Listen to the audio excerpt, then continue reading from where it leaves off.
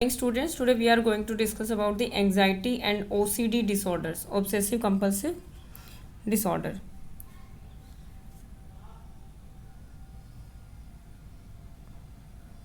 सबसे पहले what is anxiety and what are the anxiety disorders? Excessive anxiety and worry, apprehensive expectations occurring more days than not for at least 6 months about a number of events or activities such as work or school performance. The person finds it difficult to control the worry. तो excessive anxiety जो कि 6 महीने days more days than not for at least 6 months, बहुत 6 महीनों का criteria वैसे psychological disorder में हम मानते हैं कि 6 महीनों से हो रहा है, but sometime it is chronic and it's like कि एक्यूट ऑल्सो, एकदम से भी हो जाता है. So the person finds it difficult to control the worry and it impacts their school performance और the work place performance. So DSM-5 में जो डायग्नोस्टिक क्राइटेरिया है GAD के लिए वो क्या है? The first is excessive anxiety and worry.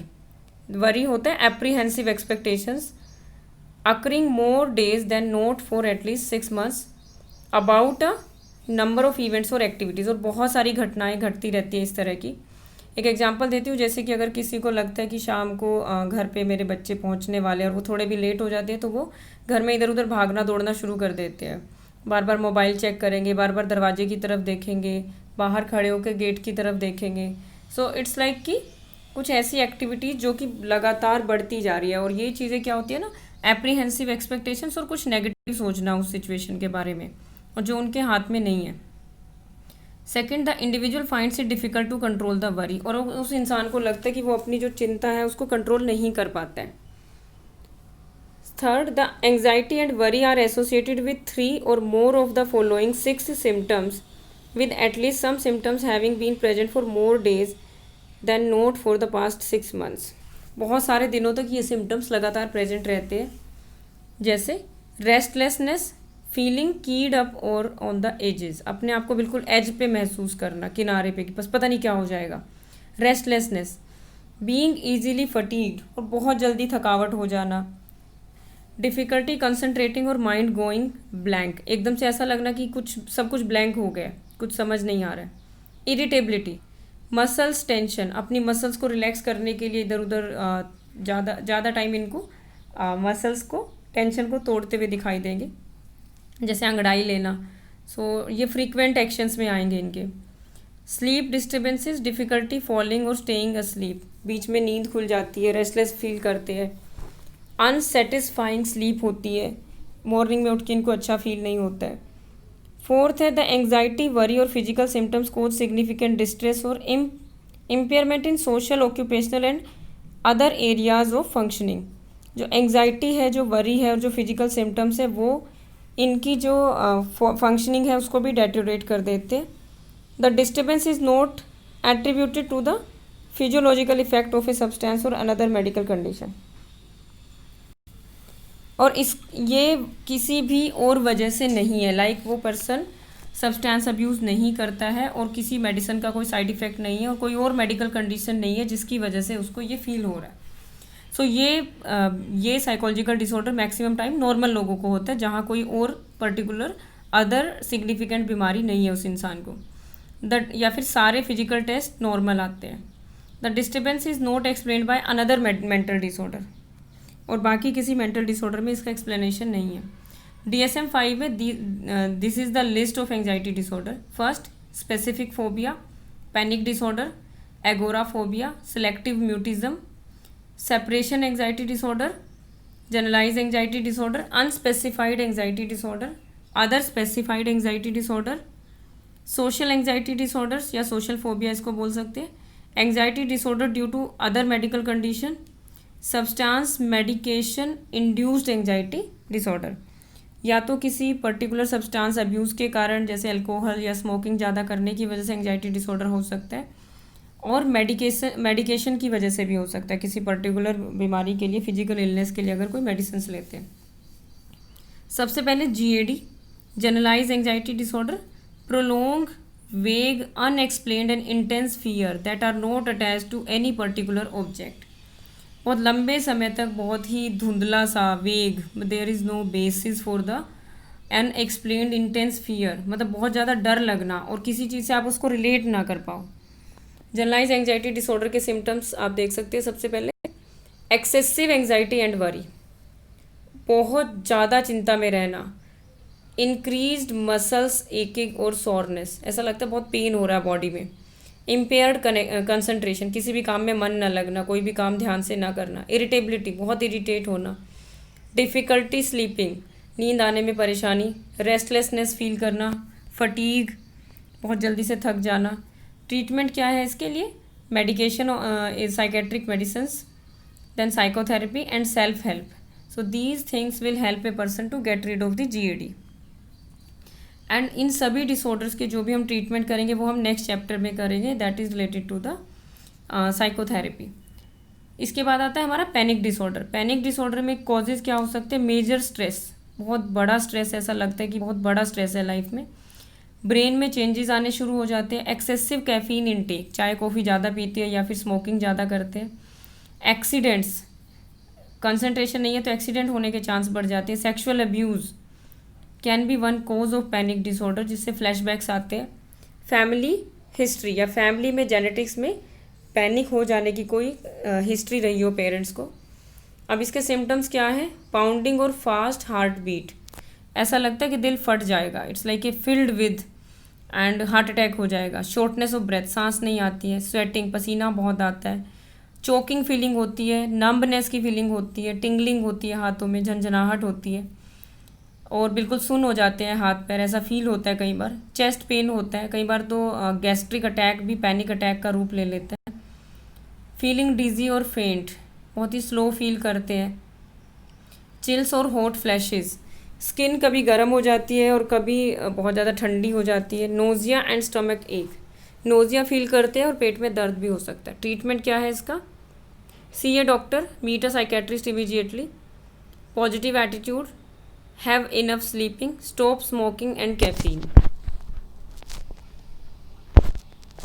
Phobias, phobia क्या होता है? Irrational fears related to specific objects, कोई स्पेसिफिक ऑब्जेक्ट है जिससे हमें डर लगता है. इससे पहले वाले डिसऑर्डर में there is no specific object. GAD में भी कुछ स्पेसिफिक नहीं था, बट फोबियाज में और जीएडी में बेसिक डिफरेंस है कि फोबिया में स्पेसिफिक ऑब्जेक्ट होता है. इसमें 3 टाइप आते हैं. एगोराफोबिया, अब अलग कैटेगरी बना दिया, बट पहले वो फोबियाज के अंडर ही कैटेगराइजेशन था. Specific phobia and social phobia. अब 4 मेजर स्पेसिफिक फोबिया कैटेगरीज क्या है? नेचुरल एनवायरनमेंट से रिलेटेड है. एस्ट्राफोबिया, बिजली गिरने का डर. हाइड्रोफोबिया, पानी का डर. डेंड्रोफोबिया, पेड़ से भी डर लगता है कुछ लोगों को.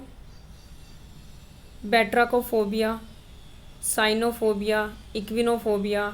म्यूटिलेशन और मेडिकल ट्रीटमेंट का भी फोबिया हो सकता है. Dentophobia, haemophobia, trypanophobia. सिचुएशन का phobia, claustrophobia, aerophobia, glossophobia. Social anxiety disorder risk factors क्या हो सकते हैं? This is social phobia also you can से.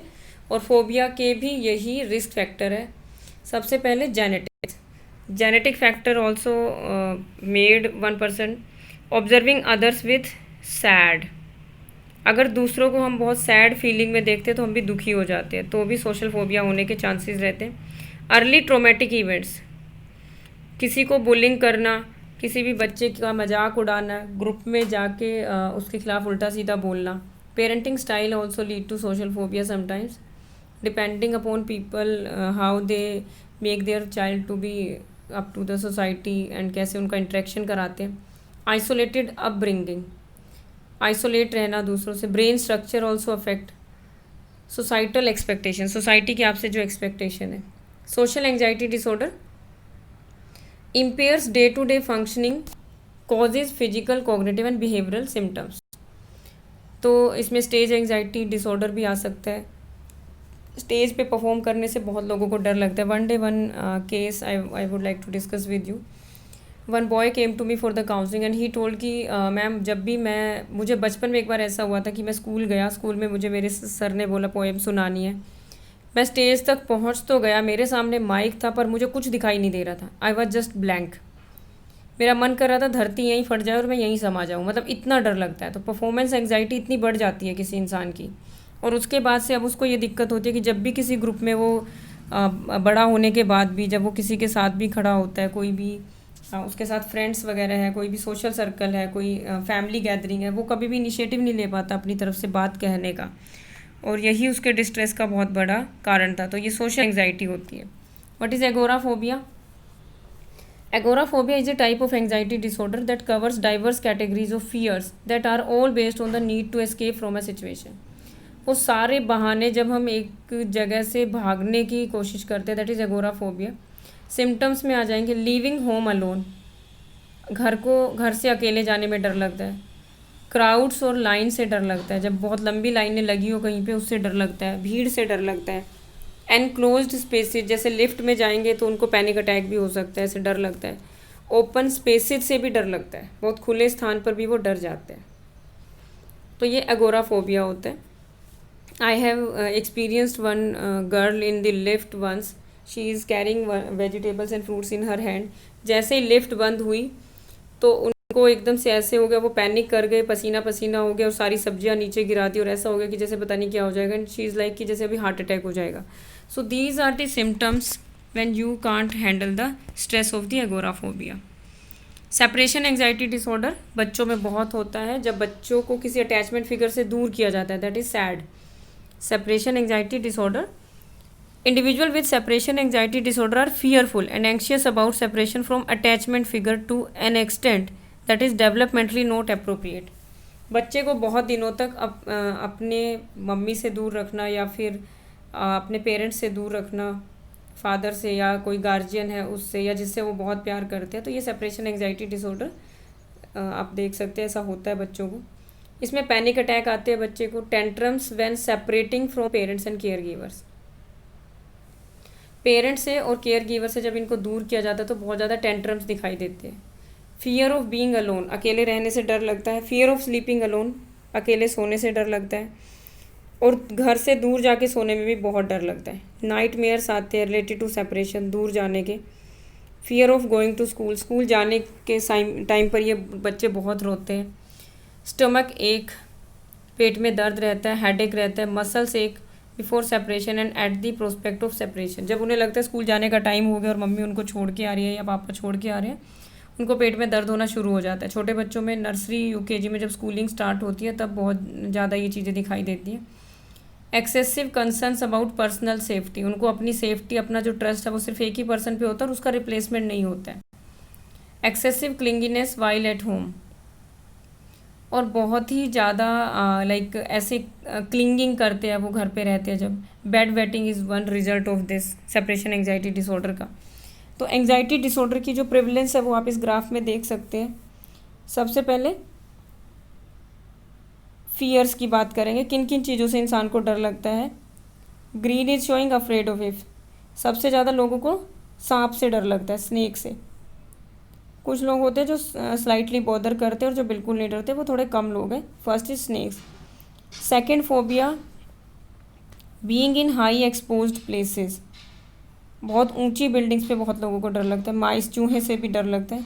Flying on an aeroplane, being closed in A small place, spider का भी डर है, इंसेक्ट का भी है। Thunder and lightning, being alone in the house at night, dogs, driving A car, being in a crowd of people and cats.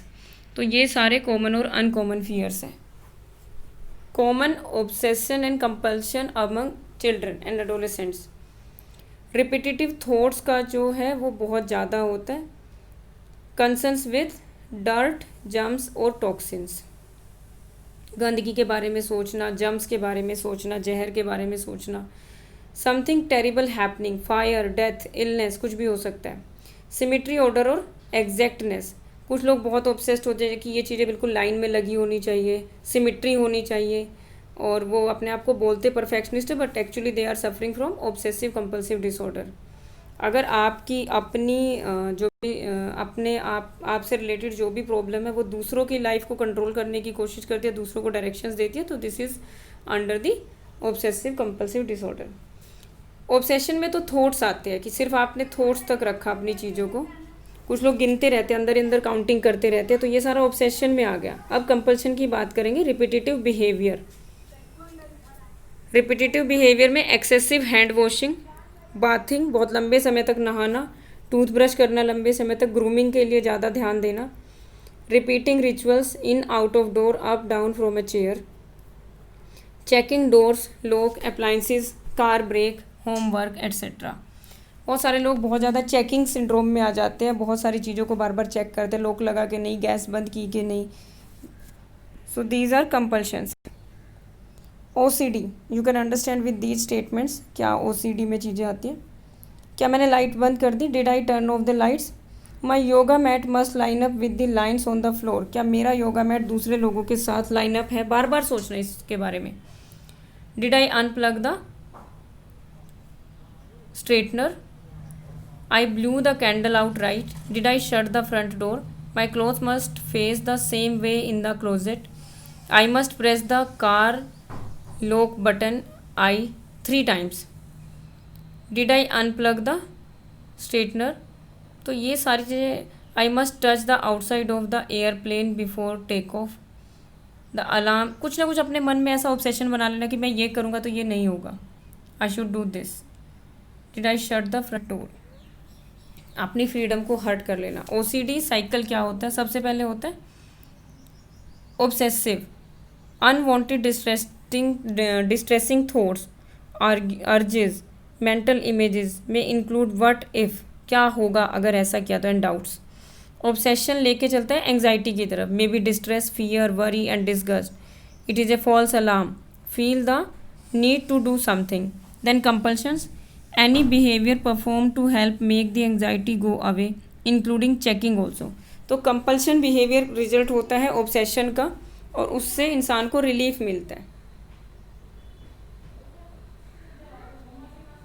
सब types of OCD, सब types of OCD में आता है contamination obsessions with cleaning compulsions, hoarding, सामान इकट्ठा करके रखना, मतलब मैक्सिमम इंडियन फैमिलीज़ में ये है कि ये बाद में काम आ जाएगा, तो this is obsession in every family in Indian families.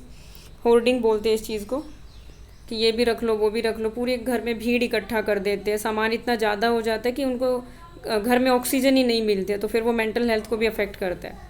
Symmetry obsessions with ordering compulsions, कुछ चीज़ों को लाइन में लगाना, बार बार लाइन में लगाना। ऑब्सेशन विदाउट विजिबल कंपल्शंस, कुछ चीज़ें ऐसी होती है जो बाहर दिखाई नहीं देती बट इंसान बार बार काउंटिंग करना शुरू कर देता है। Harm obsession with checking compulsion, चोरी तो नहीं हो जाएगी, लोग बार बार चेक करते, गैस चेक करते, तो ये सारे के सारे हमारे आ जाते हैं, जो कि हमारे सब टाइप्स हैं OCD के, ऑब्सेसिव कंपल्सिव डिसऑर्डर्स के। और भी बहुत सारे टाइप्स हैं ऑब्सेशन के, जैसे कि किसी मंदिर, मस्जिद, गुरुद्वारे के सामने माथा टेकते हुए जाना, हाथ जोड़ते हुए जाना। So these are like obsession if you are showing your rituals in unusual way.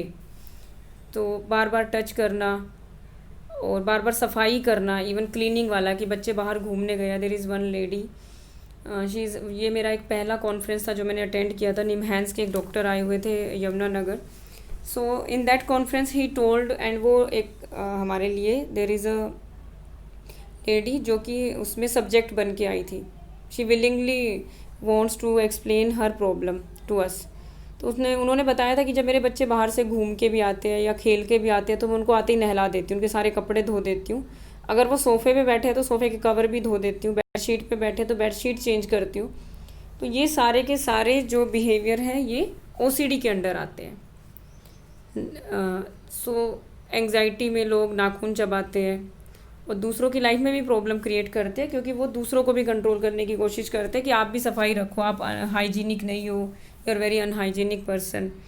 So these all things affect the person's style of obsession, और उनका जो कंपल्सिव है बिहेवियर है वो एक्शंस में आ जाता है। तो obsession is thoughts, compulsion is action, ये हमेशा याद रखना। Difference between obsession and compulsion बहुत बार एग्जाम में पूछ लिया जाता है। ऑब्सेशन आपका होता है related to the thoughts, repetitive thoughts, और कंपल्सिव में बिहेवियर, हाथ धोना, बार बार चेकिंग करना। Thank you very much, you can go through this chapter thoroughly.